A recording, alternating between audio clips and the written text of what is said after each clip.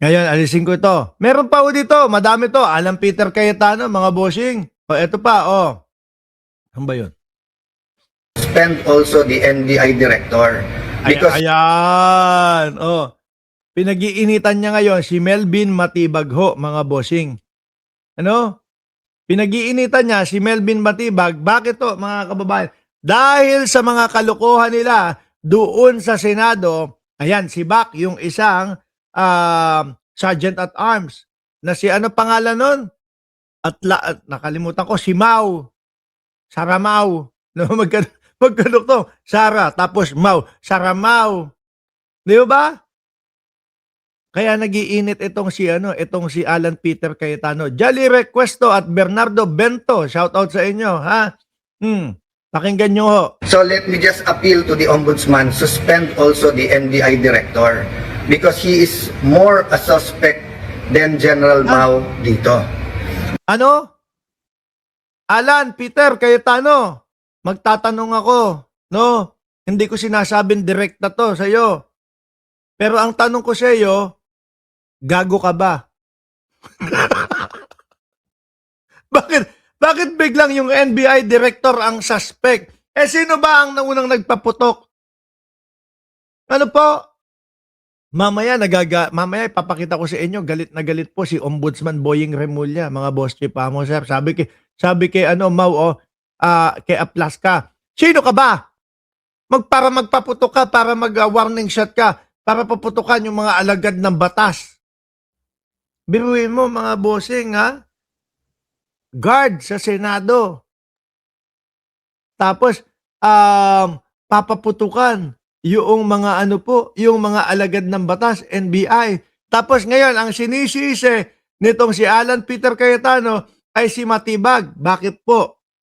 Ang nakikita ko ho dyan, mga kababayan, ay dahil nga po, inuto nila si Bato de la Rosa, no?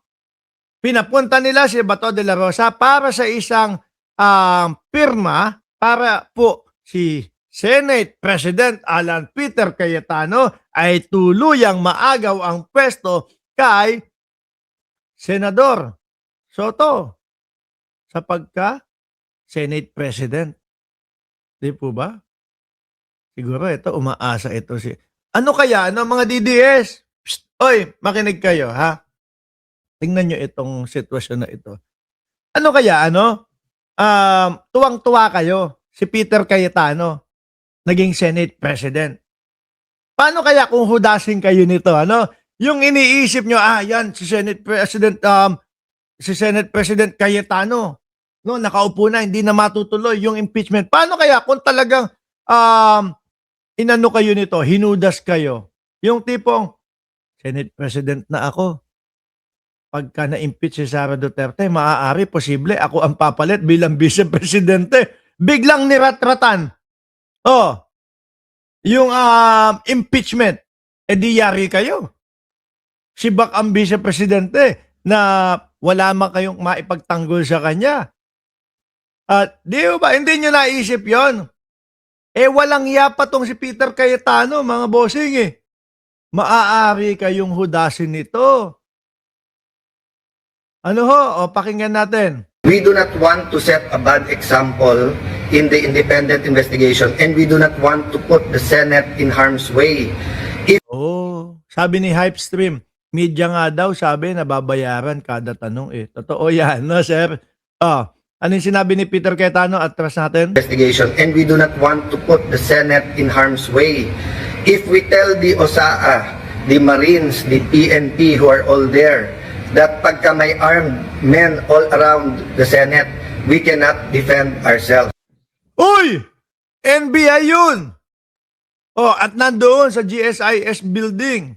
At umaga pa lang, nagpakilala na sila na NBI sila at may napakalaking logo dito, NBI.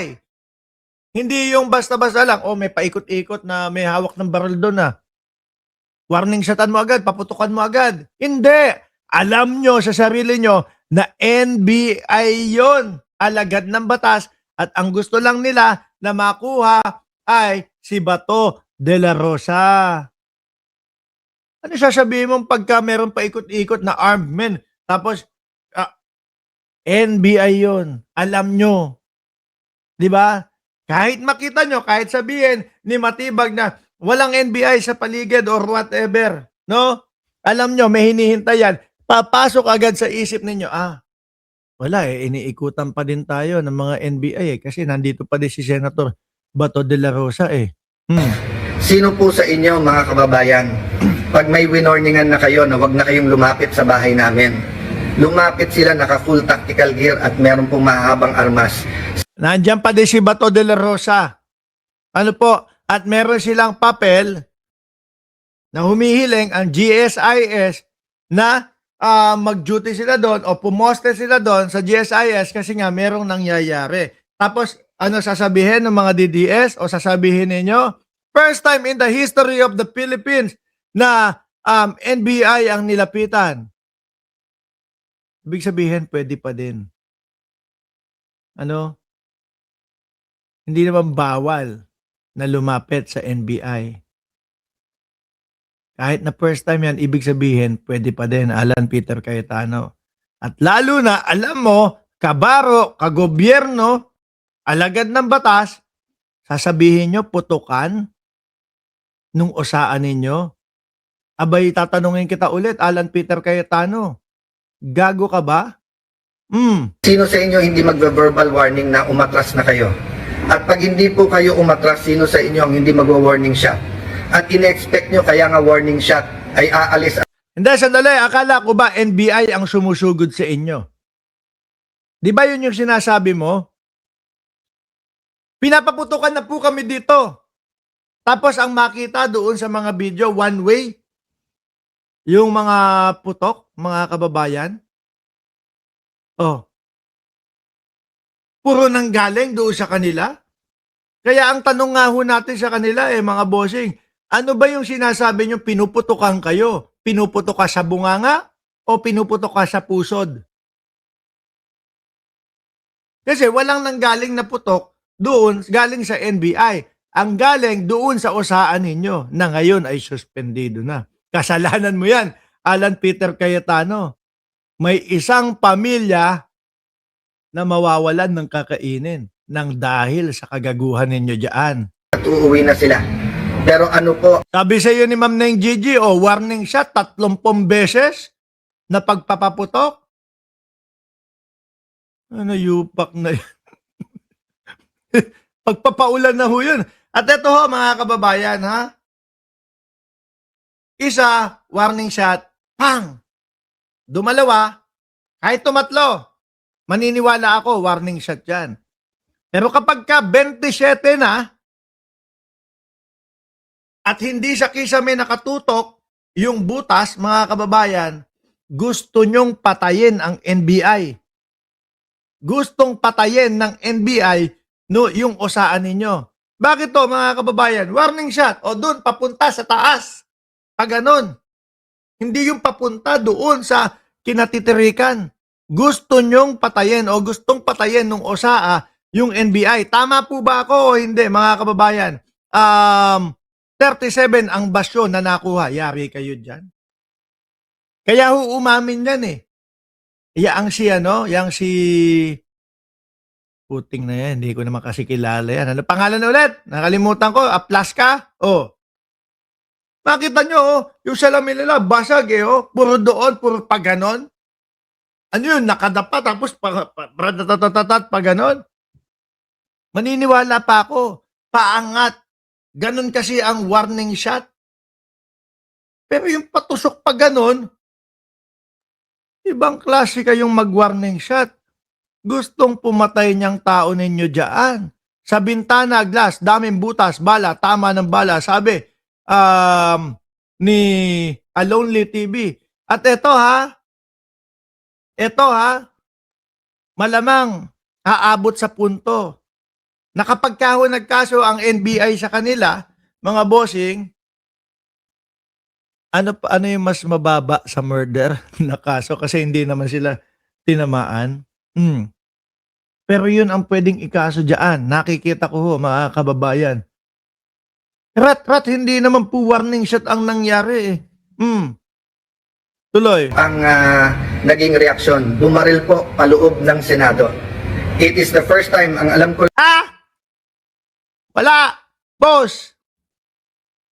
Hindi, sabi ni Ma'am Elizabeth Tandal, obstruction of justice. Hindi po. Ang tinutukoy ko po dito, nasa dulo ng dila ko mga kababayan. Although maikli yung dila ko, pero nasa dulo ng homicide. Ayan, ang galing ni Dana talaga. Ayan, di ba? Posible yan, mga kababayan. Malamang yaan ang ikaso dyan, mga bossing. At ako ho naniniwala, hintay lang ng konti ang NBI at kakasuhan nila yan. No? Ikaw naman, Melvin Matibag. Sa likod mo kami. akala. Boss, Director Matibag, tuluyan nyo. No? Kung merong probable cause, tuluyan ninyo. Nasa likod nyo po kami, sir. No? Kasi talaga naman, dalawa, di ba? Kung yaan ay warning shot, kisame ang tatamaan yan. Sabihin mo lang yung pataas ng kisame. Hindi ho bintana It's either padiretsong pa ganon or pa ganon. No? Makikita sa CCTV, mga bossing, kung paano tinira ni Aplaska yan. Kung nakaupo ba? Kung nakaupo, medyo naniniwala ako. Pagka nakita doon sa CCTV. Baka kaya ang sabi ni Jingo Estrada, itago yung CCTV. Nakaupo, tas pag ganon. Diba?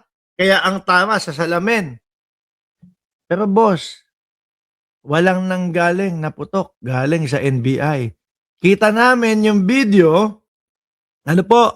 Kita namin yung video, mga kababayan, kung paano nagulantang na bigla, nagulat yung mga taga-NBI na pinuputukan po doon sa baba. Di ba? Sabi ni Matilda, attempted homicide. Sabi ni Sentry, dahil nag-bulletproof vest, showing intention to commit homicide. Sabi na nga ba di ba? lang po may barilan sa batasan ng kudita. I don't remember now if that was 87 or 89. And I don't even know if it was inside the batasan.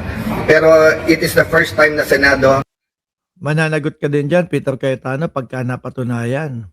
Pagka napiga, yang si Ablaska, si Trages na mauna yan. Ano ulit yung pangalan? Tatype ko na nga dito para hindi ko nakakalimutan. Si Ablaska, mananagot ka din dyan kapag ka napigayan at pag nalaman na nautusan lang naman po ako Babarilin sa loob ng Senado. Lahat po ng Senate media were in the second floor. They have footages po. The investigation can be done independently. I have... Sandali lang baka nandito yung video na Cayetano. Baka, hindi kasi baka nandito mga kababayan, yung video na makikita nyo yung pagkakaiba nung dalawang lugar, no? Yung lugar nung pinapuputukan mga bossing at yung lugar nila Peter Cayetano. Wala yata. Yung sa kanila, habang nagpuputukan mga kababayan, yung mga senador nila, mga naka-live. Si Alan Peter Cayetano naka-live. Di ba? Doon po sa kabilang banda, mga boss chief sir, sa GSIS, meron pong isang reporter, tarantang-taranta na. Hindi na alam yung gagawin. Kita mo yung takot at kaba.